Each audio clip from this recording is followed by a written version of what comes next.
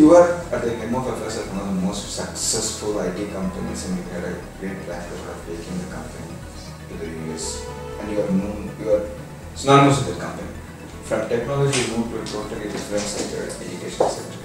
What is the prime motivation for the education? So I had 17 very good years at Infosys. I enjoyed it. It's a fantastic experience, and I was very lucky for. And I was also lucky to be working with you at that point of time. Of course, I was lucky for three important reasons. One, I worked and saw the rise of a very great company which transformed India. So a company which was 500 people with about 15 crores revenues grew up to something like 140,000 people in the left, with around a market value of about $25 billion, $30 billion, and revenues of about $6 billion. So it was a fantastic experience.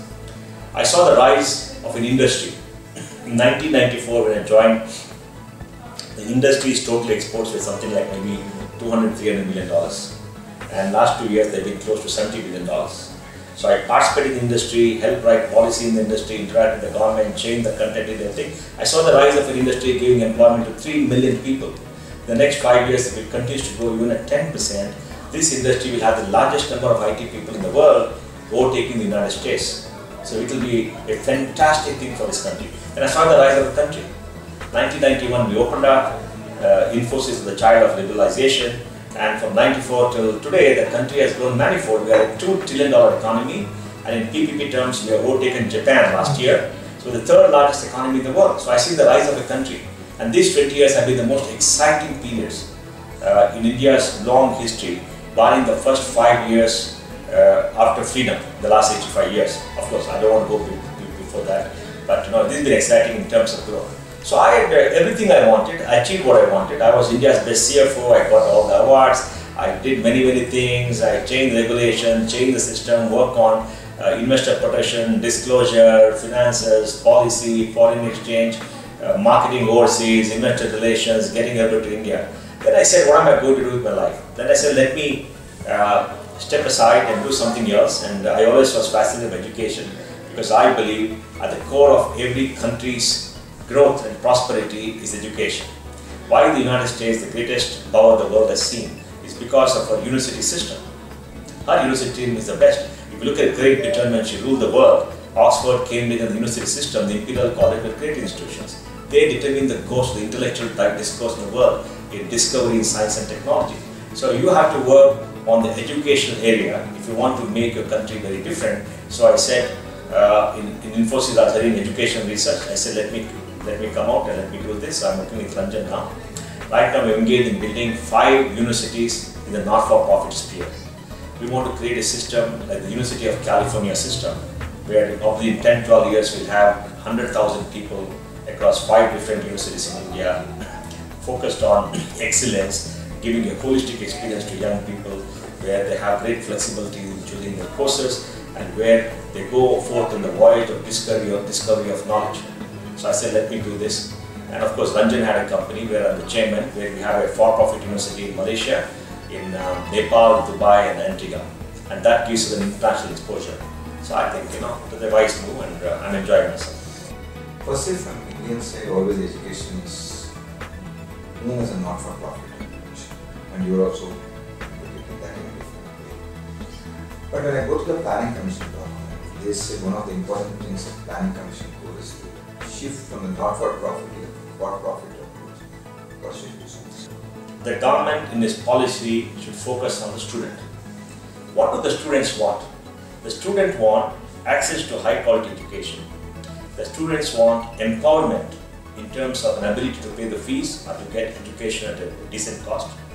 And the students want a flexibility in the course design so that they can discover for themselves what they're good at and do something with their good at. These are 3 things that students want. Education policy should be focused on giving the students what they want. Not creating institution for institution's sake, not creating institution to give employment to faculty, not creating institution to say that we'll develop a very backward area and put a university there. Those are all flawed logic. There's flawed logic for somebody to set up an institution. These are 3 things the students want. And to give the students what they want, it doesn't matter whether an institution is for-profit or not for-profit or whatever it is. You rightly observed that India has able to engage the rest of the world after post-globalization, and also we demonstrated that through our technology and IT industry that what India is capable of. But if you really look at the reforms, were not really focused on all aspects of it, especially in education, I would say so. So what in your views required to be done to reform the education sector?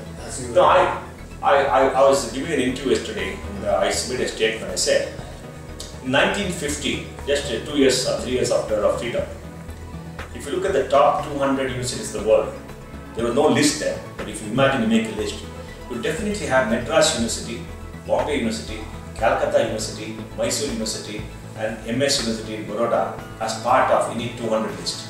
I'm sure everybody will agree because they've been well established, known internationally those days. Today, 60 years later, after setting up UGC, AICT, MHRD, making so much of policy, none of these universities are in the top 500 anywhere in the world. You start by saying that you're going to give a full autonomy to all universities, and the government in Delhi or in the state will not have control on academic matters. 2, on administrative matters in terms of appointment of staff, because they have to make their own rules and stick to the rules. And 3, in financial matters, in the sense that they can charge fees and they can come by.